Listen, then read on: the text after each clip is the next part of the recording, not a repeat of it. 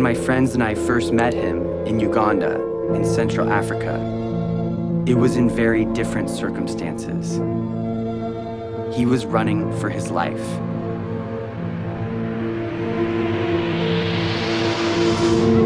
You go to school here? Yes, Yes, that's how you know English so well. I know. Yeah.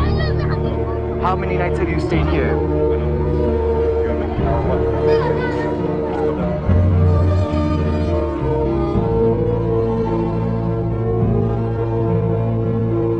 The expires on December 31st, 2012. And its only purpose is to stop the rebel group, the LRA, and their leader, Joseph Kony.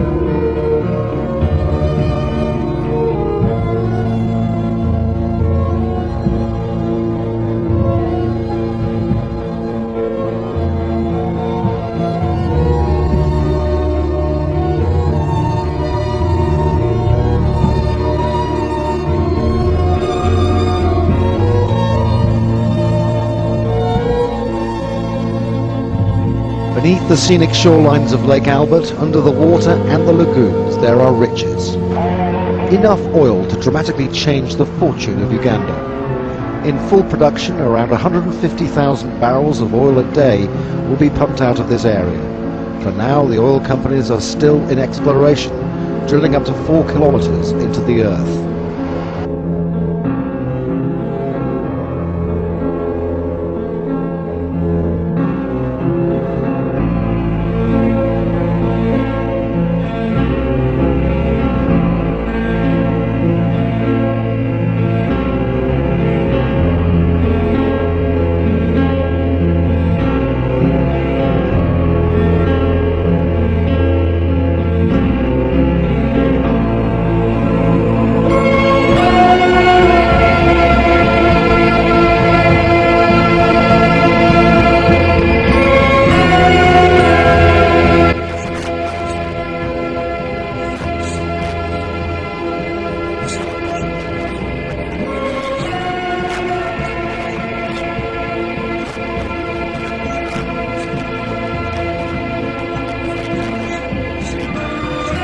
The past decade has seen unparalleled Chinese investment in countries across Africa, from Guinea to Sudan.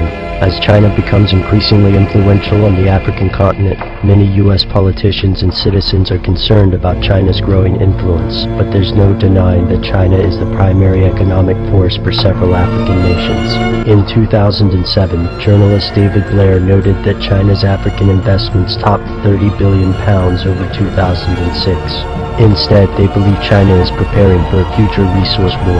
As the US and China scramble for access to a dwindling pool of oil, clean water, and metals, every commodity counts.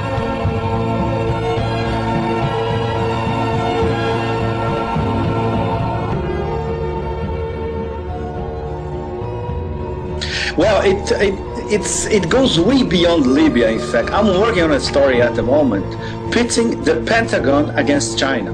This is the big story in Africa for the next 50 years, I would say. Starts in the beginning of the 2000s with the creation of the African Union. Gaddafi was very important in this mechanism. It was a mechanism to give a political voice to Africa, and in terms of better unified Africa, in terms of political decisions and of course economic integration. Then China started investing much more than it was investing during the 1990s all over Africa, in at least 30 countries. They have more than 900 projects all over Africa. They are the #1 oil importer from Angola, for instance. They import materials, platinum materials and metals from at least a dozen different African countries. And then came the reaction from the Pentagon. 2007, 2008, with the African Command, which has just launched its first African war when they launched the Tomahawks 3 weeks ago against Tripoli, basically. So now, this is the chessboard. It's the Pentagon via African against Chinese investments. And in the middle are, I would say, at least 50 African governments, and they are scrambling to say, okay, what we're gonna do now?